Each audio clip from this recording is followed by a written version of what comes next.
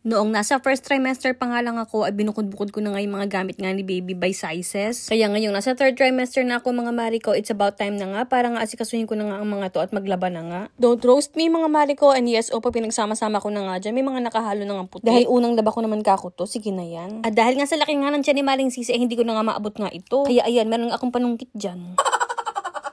Ay hindi, yan yung pandangkot ng pupo nga ng tortculets ha, syempre ay iba yan. Sa pag-drive din mga Mariko, ay umiiwas na nga din ako, kaya nga ito, sinamahan nga ako ng aking father-in-law. Mag-draft off nga kami ng box nga sa LBC. At dahil yung LBC nga na pinuntahan namin ay malapit nga sa Jollibee, ito nga at nag-Jollibee na nga din kami. Wititit nga at ang sarap nga talaga ng kain nga ni Buntis. At pagka-uwi nga ng bahay mga Mariko, naisipan ko na nga i-unbox nga ang stroller at car seat nga ni Baby Boss. Nasa first trimester pa lang ako mga Mariko, I've been eyeing for this one na talaga. Dahil ito nga Nuna Mix Travel Next ay talagang may kamahalan din. Ang sabi ko na natin talaga ay deserve naman ito ng ating Baby Boss. Talagang splurge baby items to mga Mariko. Kaya din pala talaga ako nabudol nga nitong Nuna stroller nga na ito. Ay nung may makita nga din ako na videos nga sa TikTok na nakasakay nga yung Frenchies dun nga sa ilalim. Kaya ang nasabi ko talaga ay naku ay kasyang-kasya talaga si Ellie Pochi dito. Ay syempre mga Mariko, alam niyo naman ang mga French Bulldog ay hindi naman nila kaya ang mahabang lakaran. Parang nga kako pag nagdala kami ni Baby Boss ay maisasama namin talaga si Ellie kapag ka napagod siya at doon nga siya sa ilalim. Alam niyo ba na ang Maling Sisi ay hindi talaga ako magaling sa mga pagbubutingting ng mga ganitong bagay. Yung bang mag-aasi-assemble, yung mga drawer, kahit ano mga ganyan ako mga Mariko, hindi ba talaga ako maaasahan dyan. Si Boss _ mapagmahal talaga ang pinapagawa ko ng mga yan. Yun nga lang ay talagang bising malala ang taong yan. Maasikaso naman niya to mga Mariko, pero ayoko na kasi talagang mag-antay pa. Pakiramdam ko kasi talaga motivated akong matuto ng mga ganito ngayon. At para din mga Mariko, kapag ka day off ni Boss ay makapag-focus na siya sa ibang bagay kaysa mag-asikaso ng mga ganito dahil nakaya ko na pala. At alam niyo, tamad ako magbasa ng mga ganyan, yung mga instruction ay talagang tinitingnan ko na lang tas kung ano yung tingin kong tama ay yun ang gagawin ko. Pero ayoko naman gawin yun sa magiging anak ko. Baka mamaya ay mamali ako ng mga paglalagay dito. Kaya talagang nanood pa nga ako ng mga YouTube videos kung paano nga ito gawin at nagbasa-basa pa ako. At maishika ko na nga din pala sa inyo ang isa pa sa pinagpipilian ko, itong ang Nuna Mix at yung Nuna Trib. Gusto ko talaga yung Nuna Trib mga Mariko kasi madali siyang i-fold. Pack na pack talaga kahit one hand, ganon. Kaso nga yung compartment sa ilalim mga Mariko, mas malaki nga itong Nuna Mix na binili ko. Ay syempre alam nyo na kailangan kong maisama si Ellie. At kailangan niyang mas maging komportable kaya itong ang Nuna Mix ang binili ko. Nung nakita ko din kasi sa personal nga yung itsura nga nitong Nuna na to, talagang nagustuhan ko. Ang ganda ng quality niya. Yung stroller nga pala na ito mga Mariko, may car seat attachment nga din pala ito. At si baby ay pwede mo nga din palang iharap nga sa iyo. At ito nga palang Nuna Mix mga Mariko na ihiga mo nga din pala siya na pwede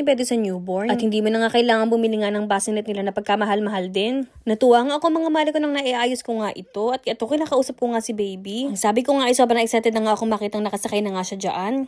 Ito nga pala yung car seat attachment mga Mariko. Alam nyo, dito sa Jumerica mga Mariko, kailangan talaga ang mga bata ay may car seat. Ay hindi pwedeng kandong-kandong lang ang mga baby mga Mariko, ay mahuhuli ka ng pulis. Sobrang higpit nila sa ganyan dito mga Mariko. Ay kasi naman din mga Mariko, para din naman yan sa safety nga ni baby. At dahil naiayos ko na nga mga Mariko, ito na nga at i-ready ko na nga ang pwestuhan nga ni Ellie po. Para bang nakakaintindi talaga si Ellie mga Mariko, ay kita nyo nga ang kanyang sulyap. Oh. Iniliwanag ko nga kay Ellie na kapag ka nga aalis kami ay dito nga kako siya. Para bang talagang naintindihan naman ako ni Ellie mga Mariko, o kita nyo. Kaya nga kinuha ko na nga din siya at isasampa ko na nga kako siya. Good job. Yay! Yay! Kasama si Ellie! Yay!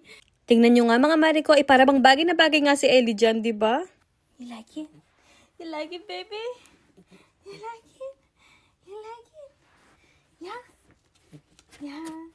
Ito ang car ni Ellie. New ride ni Ellie plus ni baby.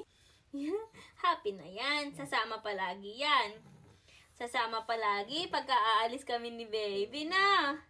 Yay! At huy, ako, si Ellie at ang tortculets nga pala ay may munting handog nga para sa inyo. Ay talagang wititit nga mga Mariko, mag-comment at i-share mo nga lang ang video nga na ito. At kami ay mamimili kung sino nga ang susunod na bibigyan nga natin ng regalo. Ay apo, Diyos ko, ay kadali-dali lang Mari. At baka nga sa susunod ay ikaw na yun, huy. At yan lang muna for today's vlog. Thank you for watching and see you guys on our next one.